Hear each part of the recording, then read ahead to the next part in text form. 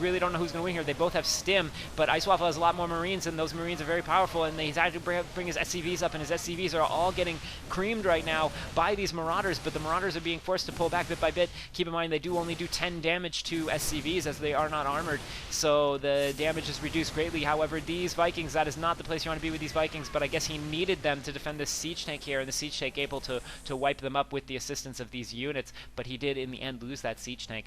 And now both players have revealed their hand. They have showed each other what they have. They've shown what build they're going for, and they're both continuing with that build, neither one of them deviating from it, although Snowflake now deciding to get some siege tanks of his own. I wonder if they shoot snowflakes or snowballs. That would be really epic if there was a snowball shooting siege tank. I don't know. Wow, that does I'm really tired, guys.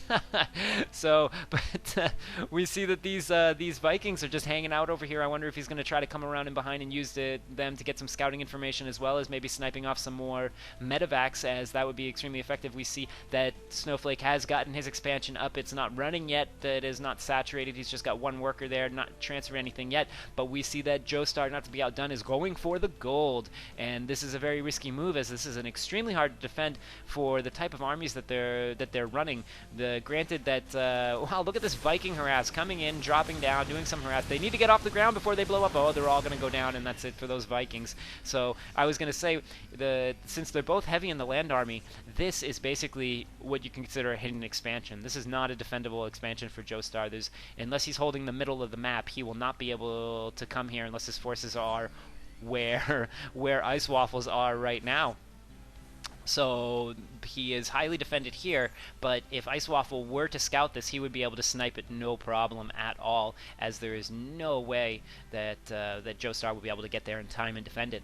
So he is doing a sneaky move here, and meanwhile, the Icewaffle's expansion is easily defendable from this ramp here. He's easily able to bring troops there, but Icewaffle scouting in the wrong direction. He is going to check, because he is expecting to see an expansion here, and either he's thinking to himself right now, wow, what luck, I've taken this out.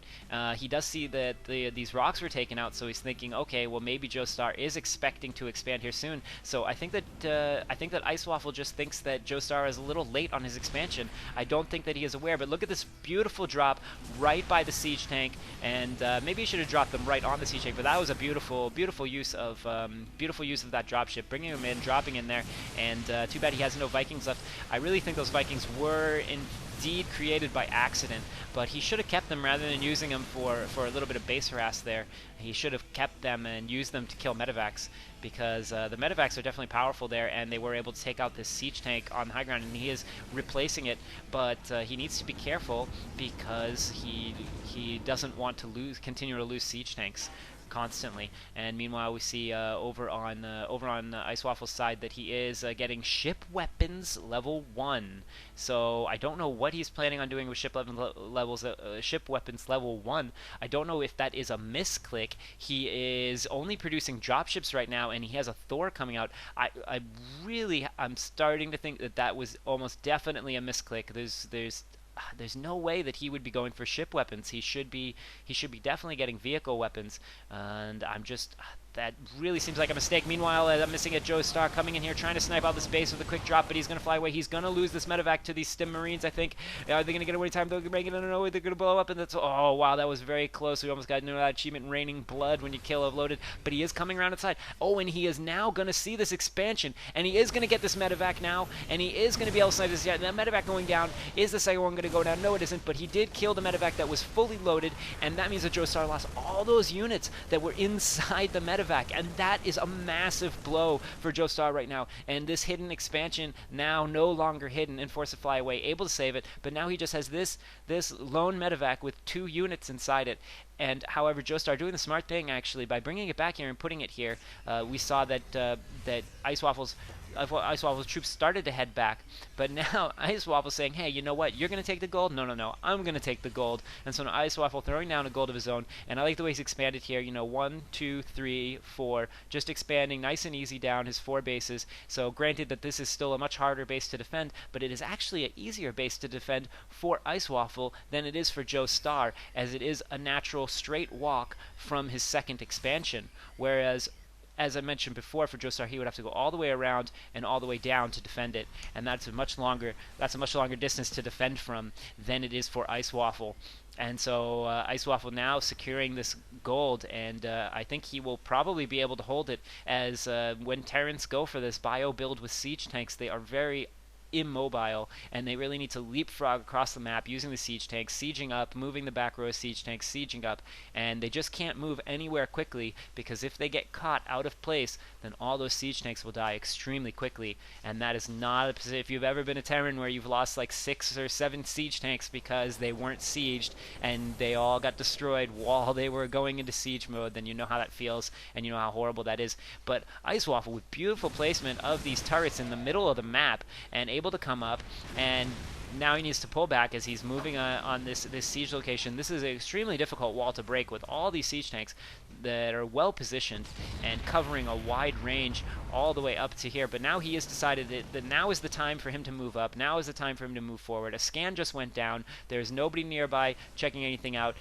He has seen this army coming up here from one of his scouting units, and he knows that they're on the way, so he's preparing up here. He's getting into siege mode up here, and there, this would definitely Icewaffle, as seeing that he is a little bit late, seeing that these tanks are now sieged. He knows that he cannot come up this ramp. There is no possible way. If he comes up this ramp, he will lose his entire army, and he knows that how powerful those siege tanks are, and that he will not be able to do that.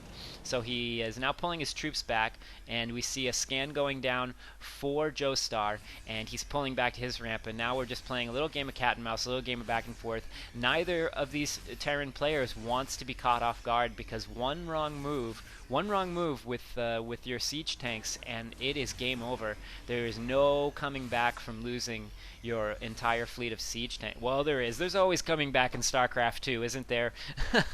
We've seen players come back from worse, but needless to say, it is nigh impossible to come back from losing all your siege tanks. And so you definitely don't want to be caught out of place. And so he's deciding not to siege up, as I guess he is planning on moving out. And I don't know if he can see this army moving around right now, or if he's aware of them. He's got to be aware of them, actually, because that's what it is. It's JoeStar has, I haven't been paying attention, JoeStar has these lovely sensor towers down, checking things out, keeping an eye on things, and here he is sieging up back at his base, and now unsieging as he feels he is ready to move out, as he is basically watching this army come back and forth. And here comes a drop into the expansion. Gonna try to do some harass here, gonna try to push this army back, but this army deciding, you know what, harass my expo, I'm going to harass yours with siege tanks, and that's how it's going to be. And so he's coming into this fortified location, and once these tanks go into siege mode, there is, as mentioned before, there's no way this army can come in. They just can't do anything. But what they can do is they can move into JoeStar's base. So will they come to defend? Will they come into JoeStar's? No, they're going for the siege tanks. They are definitely going for the siege tanks. Here they come, but all those Marines will die as they get there. They're stimming in to try to run in real quick and start taking out the siege tanks, but this whole army is going to get decimated by those siege tanks. He was able to take out 3, now maybe 4, but taking out three siege tanks and in turn losing your entire army, not a fair trade. Just to save some harassment on one of your 3 expansions. And so now JoeStar coming in to defend this. He did lose a lot of SCVs, I think. In fact, let's check the income tab real quick to see what's going on there. We see in the income tab that Icewaffle is far ahead in the income right now, and so the JoeStar needs to do a lot more harassment to be able to come back from this. And look at this. We're talking 4 times more income right now for Icewaffle due to this harass here. And we see that he is almost completely mined out of his main. And look how many SCVs he has mining there. No SCVs here yet because this isn't up. He's